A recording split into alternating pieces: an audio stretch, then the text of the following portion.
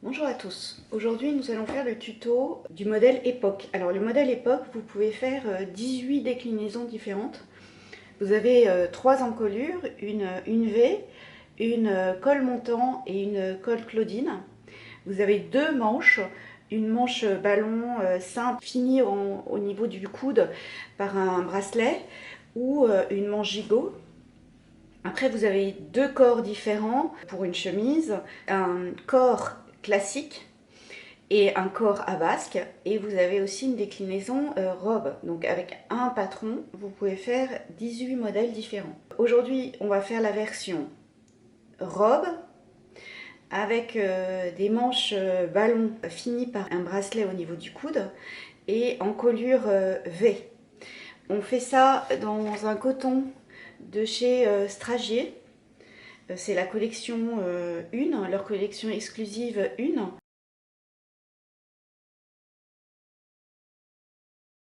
là, on fait la version encolure V. Alors, ce qui est important, c'est qu'ici, là, vous êtes dans du biais. C'est très déformable. Donc c'est important de mettre un droit fil thermocollant au niveau de ce décolleté. La robe est fermée par des boutons. Ici, ça va être les boutonnières et les boutons. Et donc, ça va être fortement sollicité. Donc, c'est important aussi de mettre une bande de thermocollant. Soit vous achetez des bandes toutes faites, soit vous coupez une bande de thermocollant dans votre thermocollant classique. Ici, on est dans du biais. Donc, c'est très fragile et très déformable. Donc, il faut mettre un droit fil thermocollant. Alors, les droits fils thermocollants, en général, ils font 1 cm de large. Donc là, en fait, pour être sûr de piquer dessus, on va le décaler de 1 mm environ, 1 ou 2 mm, et on l'applique au fer.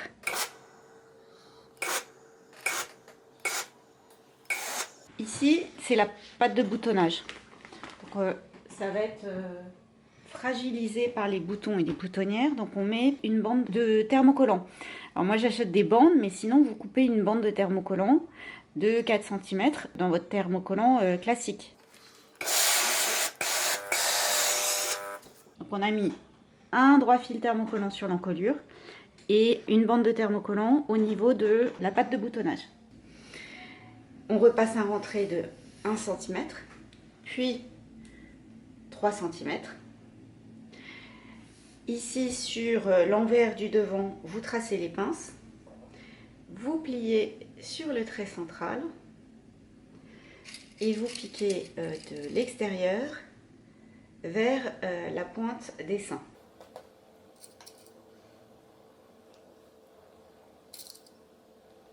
Donc on pique de l'extérieur vers la pointe. On assemble endroit contre endroit, le dos avec les devants par les coutures d'épaule. On pique et on surfile. Alors, vous pouvez soit surfiler les 2 épaisseurs ensemble, soit les surfiler séparément. Ça, je dirais, c'est en fonction de l'épaisseur de votre tissu. Là, moi, le tissu, il est très fin, donc je vais piquer et surfiler les 2 épaisseurs ensemble. On pique et on surfile. On va mettre un biais sur l'encolure. Donc, il vous faut un biais de 80 à 90 cm. Vous le coupez le biais dans les chutes de tissu. Donc, c'est un biais de 4 cm. On le replie. Au niveau de la pâte de boutonnage, vous la repliez. Vous avez la pâte de boutonnage qui est repliée endroit contre endroit.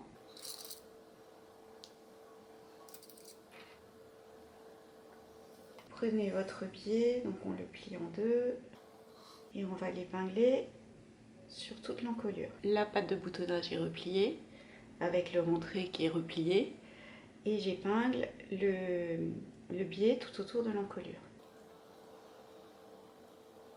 sur l'endroit de l'encolure.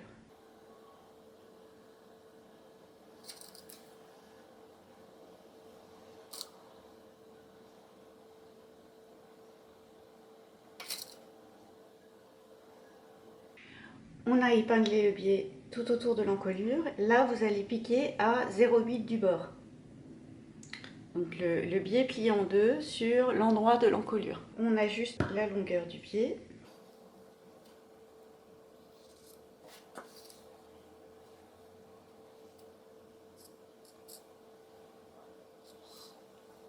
On recoupe la valeur de couture à 5 mm.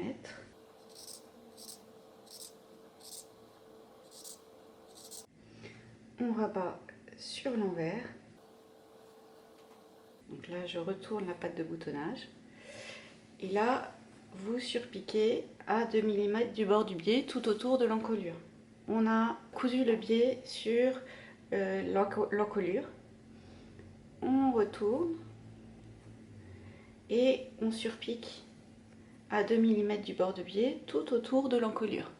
Maintenant que vous avez rabattu le biais et surpiqué le bord du biais à 2 mm, si vous faites une version corps simple, c'est-à-dire sans jupe ou basque, vous pouvez piquer la verticale à 2 mm de la patte de boutonnage.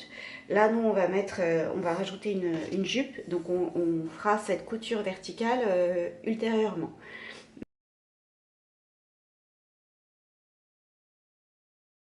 Maintenant, on va faire les manches. Sur les manches, vous passez un double fil de fronce sur le haut et sur le bas de la manche. Donc, pour passer un fil de fronce, vous allongez le point de votre machine au maximum et vous piquez deux parallèles à 0,5 et 0,8 environ du bord. Vous tirez sur les fils. Alors, sur la tête de manche, vous passez vos fils de fronce d'un cran à l'autre. On tire sur les fils pour former les fronces.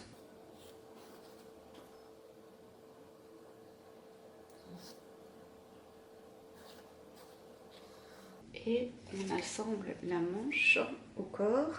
Sur le devant, on a deux crans et sur le dos, on en a un.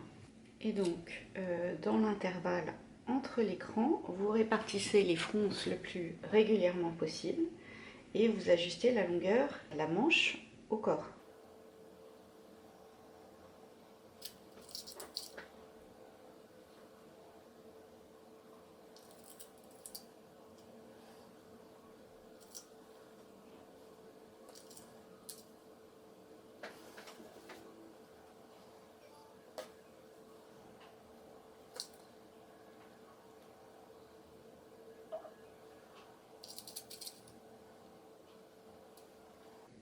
J'ajuste la longueur et je répartis les fronces régulièrement.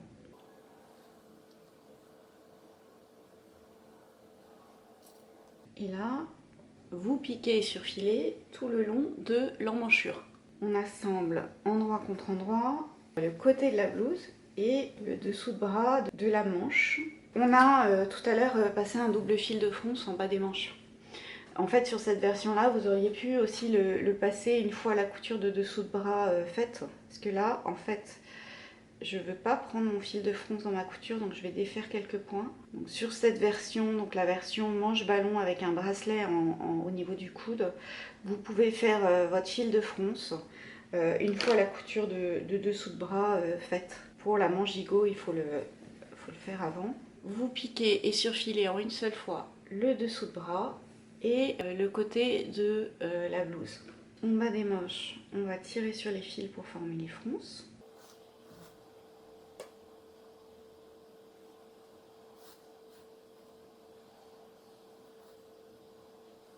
Pour le bracelet, on plie endroit contre endroit et on pique les extrémités. On a assemblé le bracelet par la couture d'extrémité, ouvert la couture et repassé un rentré de 1 cm sur un des côtés. Et on assemble le bracelet, l'endroit du bracelet sur l'envers de la manche.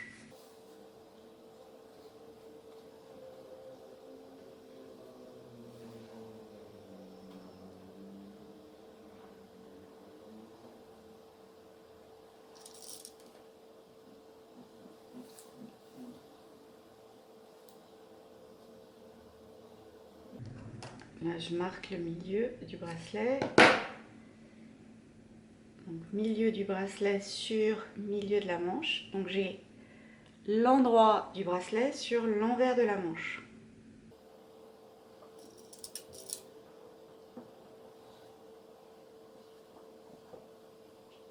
Et on ajuste les fronces dans cet intervalle, qu'elles soient régulières.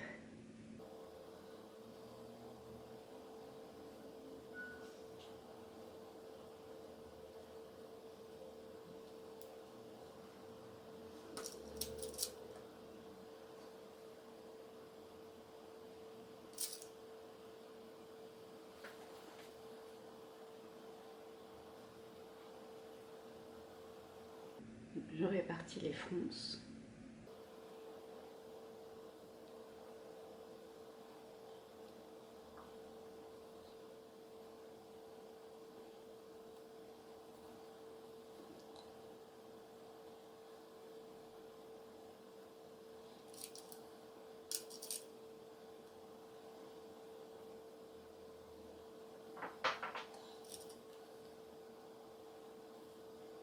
Et on pique tout autour du bas des manches. On rabat le rentré de 1 cm sur la couture que l'on a fait entre la manche et le bracelet. On positionne le rentré sur la couture.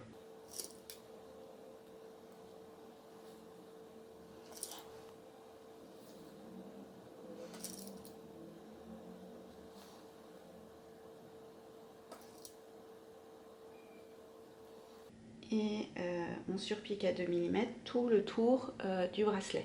Là, on a fini le haut. Et donc, on fait une version avec ici une robe, donc une jupe.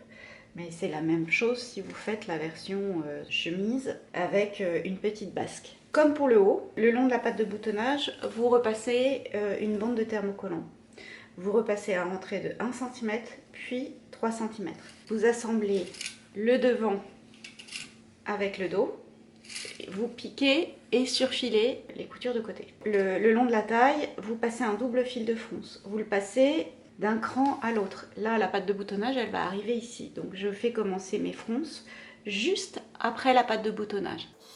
On tire sur les fils.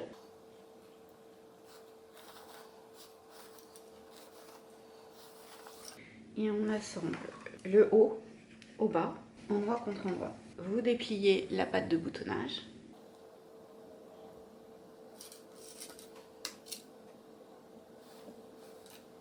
Fait correspondre les coutures.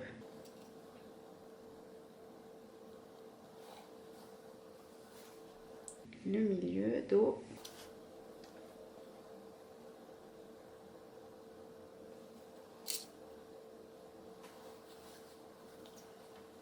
De nouveau la couture de côté.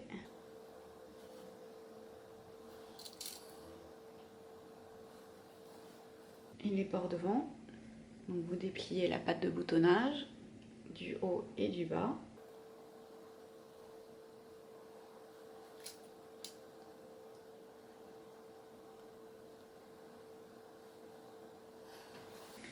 Et dans chaque intervalle, on ajuste la longueur des fronces et on les répartit régulièrement.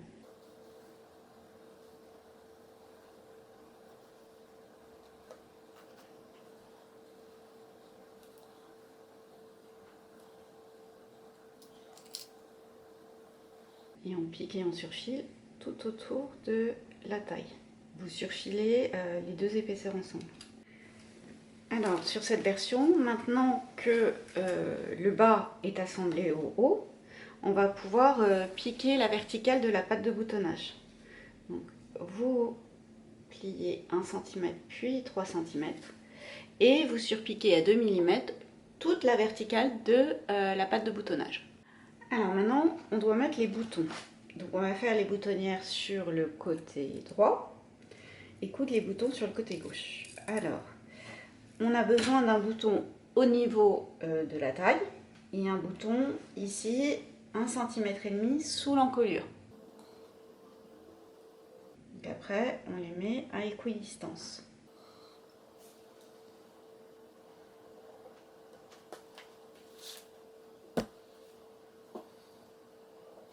Et donc vous faites vos boutonnières et vous cousez vos boutons. Donc c'est important d'avoir un bouton au niveau de la taille et un bouton sous l'encolure, 1,5 cm sous l'encolure. Et après, vous répartissez vos boutons de façon équidistante. On a fait les boutonnières, mis les boutons. En bas, j'ai fait un double rentré de 1 cm sur 1 cm et surpiqué à 2 mm. Pour la robe, vous pouvez rajouter une ceinture. Donc on assemble endroit contre endroit les deux morceaux de ceinture. Puis on replie dans la hauteur. Et on pique donc l'extrémité, toute la longueur, Ici, vous laissez une petite ouverture, puis encore toute la longueur et l'extrémité. On va retourner en fait par ce petit trou. On crante les angles. Pour retourner, prenez appui sur un objet rigide. Là, c'est une baguette chinoise.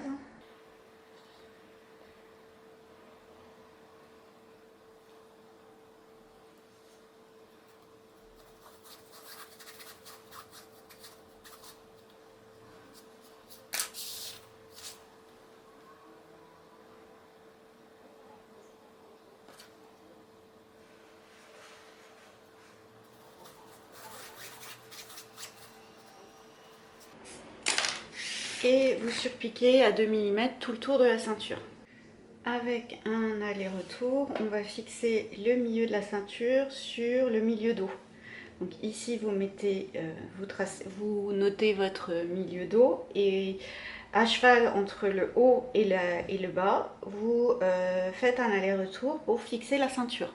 Et vous nouez autour de la taille. Donc ça, c'est pour la version robe. Et donc là, la version du patron est époque col V, version robe avec les manches ballons et terminé.